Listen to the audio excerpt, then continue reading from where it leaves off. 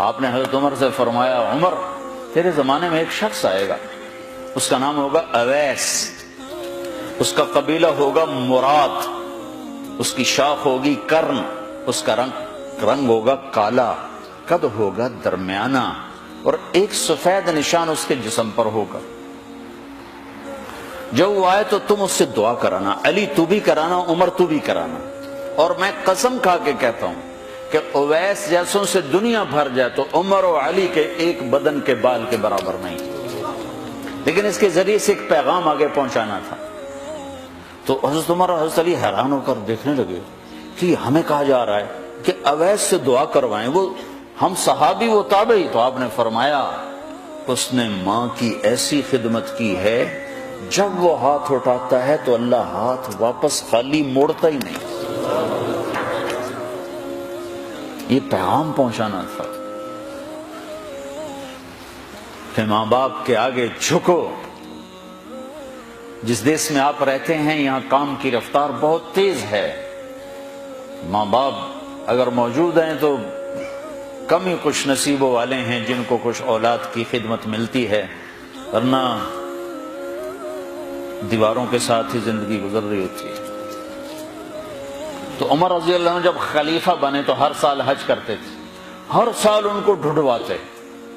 اب مجھے یہ نہیں پتا درمیان کے کوئی سال ہوں گے کہ ایک سال آپ نے حج پر سارے حاجی اکٹھے کر لیے، ایسے اپنے سامنے کا کھڑے ہو جاؤ بھائی، سب کھڑے کر لیے، کہنے لگے بیٹھ جاؤ سارے یمن والے کھڑے رہو، تو سارے بیٹھ گئے، یمنی کھڑے رہے، کہ سارے یمن والے بیٹھ جاؤ، قبیلہ مراد والے کھڑے رہو، تو سارے یمنی بیٹھ گئے، مراد والے کھڑے رہے۔ اس سال میں یمن گیا جماعت میں تو اویس کرنی کے گاؤں گیا، ان کی جگہ پیدا ہوئے، جو ان کا قبیلے کے لوگوں سے ملا، اس علاقے سے گزرا، دیکھا کہ اچھا یہاں وہ ہستی پیدا ہوئی تھی۔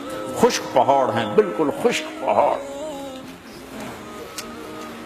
پھر آپ نے کہا مراد والے بیٹھ جاؤ، قرن والے کھڑے رہو، تو صرف ایک آدمی باقی بچا۔ تو آپ نے اس سے پوچھا تم قرنی ہو؟ کہ جی ہاں۔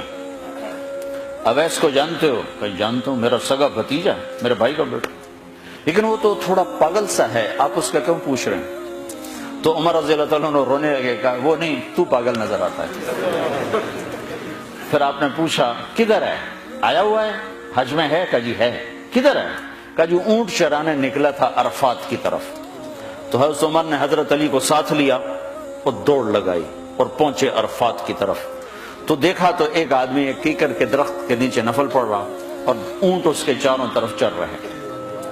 تو یہ دونوں حضرات بیٹھ گئے، تو انہوں نے اویس نے محسوس کیا کچھ آ گئے لوگ، تو انہوں نے نماز مختصر کر دی، سلام پھیرا۔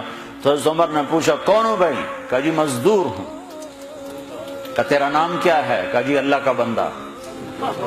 کہا بھائی ہم سارے کے بندے ہیں، میں پوچھ رہا ہوں جو نام تیری ماں نے تیرا رکھا وہ کیا ہے؟ تو وہ تو پہچانتا نہیں تھا کہ عمر کون ہے، علی کون ہے، وہ تو پہلی دفعہ حج پہ آیا تھا۔ وہ کہنے لگا تم کون ہو میرا انٹرویو کرنے والے؟ انٹرویو تو میں اپنی طرف سے کہہ رہا ہوں۔ میں کہا تم کون ہو میرا پوچھنے والے؟ تو حضرت علی بولے یہ امیر المومنین ہیں عمر بن خطاب، اور میں ہوں علی بن ابی طالب۔ پھر وہ ایسے ایک دم گھبرائے، دونوں کو سلام کیا، میں معذرت چاہتا ہوں میں نے پہچانا نہیں۔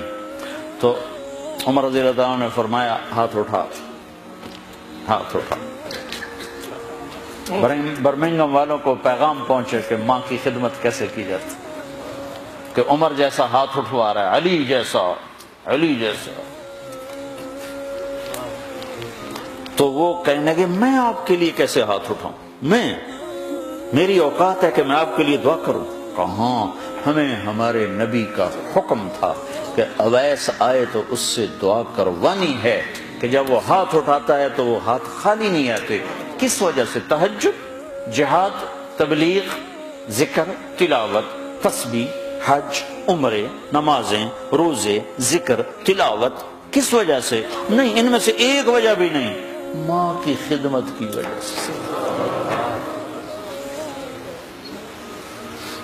پھر ایک اور جگہ آپ نے فرمایا کہ لوگ جب جنت میں چلیں گے تو اویس بھی چلے گا، جب جنت کے دروازے پر پہنچے گے تو اللہ تعالیٰ فرمائیں گے اویس کو روک لو، باقی کو جانے دو۔ تو اویس گھبرا جائیں گے، کہیں گے یا اللہ مجھے کیوں روک لیا ہے؟ تو اللہ تعالیٰ فرمائیں گے ٹھہر جاؤ، جانے دو ان کو۔ ہاں بھائی، اب یہ سامنے جہنم کے لوگ کھڑے ہوئے ہیں، تو شفاعت کر، تیری تو فعل لاکھوں انسانوں کو جنت میں ڈالو۔ تجھے اس لیے روکا ہے کہ تو شفاعت کر، جدھر تیری انگلی اٹھتی جائے گی ان کے لیے جنت لکھتی چلی جائے گی، ان کے لیے جنت لکھتا چلا جاؤں گا، جدھر جدھر تو انگلی اٹھائے۔ صرف پونڈ ہی سب کچھ نہیں، مائیں بھی بہت کچھ ہے۔ صرف پونڈ ہی سب کچھ نہیں ہے، باپ بہت کچھ ہے۔